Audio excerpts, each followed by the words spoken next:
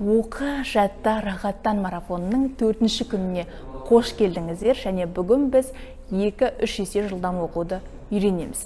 Егер бүгін сіздерге айтатын және көрсететін 3 жаттығуды кемінде 2 күн орындайтын болсаңыздар, онда оқу жылдамдықтарыңыз 2 есе артады. Сонымен бірінші жаттығуымыз кәдімгідей кітапты қолымызға аламыз. Сөйтіп дауыстап оқи бастаймыз. Бірақ дауыстап оқыған уақытта міндетті түрде жылдам оқу керек. Мәнерлеп оқымаймыз, асықпай оқымаймыз, ежелеп оқымаймыз, жылдам оқимыз. Және жылдам оқу арқылы дауыстап оқу жылдамдықтарыңызды 200 сөзге дейін жеткізулеріңіз керек. Ол үшін сіздер 5 минут бойы дауыстап жылдам оқисыздар. Сонымен, мысалы, Әлихан Бөкейхан Қазақстан тұңғыш кәсіби журналисі, әрі жарқын публицист Әлиханның ғылыми публикасы деген осылай қысқасы түсіндіңіздер, өте жылдам оқу керек. Енді келесі жаттығуымыз шульте кестесі. Қазір экранға шульте кестесі шығады. Осы шульте кестесінің ортасындағы санға қарай отырып, жан жағындағы сандарды өсу ретімен табуларыңыз керек.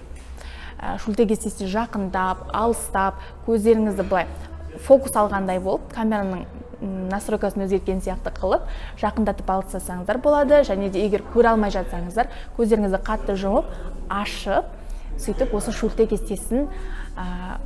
шульте кестесімен жұмыс жасаңыздар. Және де шульте кестесімен жұмыс жасағандағы маңызды нәрсе үнемі келесі деңгейге көшіп отыру. Бұл шульте кестесі сізге не үшін қажет? Мысалы, егер сіз бір кітаптың бір бетін толық көре алатын болсаңыз, ендеше сіз оны толық оқи да аласыз. Егер көре алмайтын болсаңыз, толық оқи да алмайсыз. Ал көбіміздің көру аймағымыз өте шектеулі болғандықтан біз жылдам оқи алмаймыз. Ал енді үшінші өте маңызды жаттығу жылдам оқу жаттығу деп аталады. Жылдам оқу жаттығуын бір жеңілдеу кітаппен орындаған жөн, және де жылдам саусақпен жүгірте отырып оқимыз. Осылай оқыған уақытта түсініктеріңіз 50%-дан төмен болу керек. Егер 50%-дан жоғары болатын болса, бұл оқу жылдамдықтарыңыздың өсуіне көмектеспейді. Яғни сіз жай ғана оқып жатырсыз деген сөз. Ал бізге не керек? Бізге жаттығу керек. Ал жаттығу үшін біз 10 минут бойы жылдам кітапты зырылдатып тұрып оқимыз. Өзіңізге таймер қойып, осылай оқыңыз.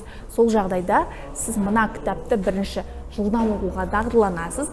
Ең соңында оқу жылдамдығыңызды тексерген кезде сіз шын мәнінде 100% түсінікпен де өте жақсы жоғары жылдамдықпен оқып жатқаныңызды анықтайсыз. Себебі, егер біз бұрынғы деңгейде оқып жүре беретін болсақ, онда қалай біздің оқу жылдамдығымыз өседі? Біз кішкене болсын миымызға жылдамдық қосу керекпіз, және де оқу жылдамдығын да осылай әдейілеп өсіру керекпіз. Содан кейін ең соңында тексергенде сіздің нәтижелеріңіз өзіңізді де таңғалдыратын болады. Ең бастысы осы 3 жаттығуды да орындаған уақытта қорықпай, өте жылдам орындаңыздар, және де сондай жағдайда сіздердің нәтижелеріңіз өте жоғары болады. Егер осы сабақтың үй тапсырмаларын алғыларыңыз келсе, сіздерге жіберілетін суретті стористе жариялап, бізді белгілеп қойыңыздар. Сол жағдайда сіздерге 3 тапсырманы үй тапсырмасы ретінде қосымша жіберетін боламыз, және де оны орындағандарыңызды күтеміз. Келесі ертеңгі 5-ші сабақ қорытынды сабақ болады, және ол сабақта біз осы жылдам оқусыз-ақ жұмыс жасайтын 2 лайфхагымен сіздермен бөлісеміз. Келесі сабақта кездескенше сау болыңыздар.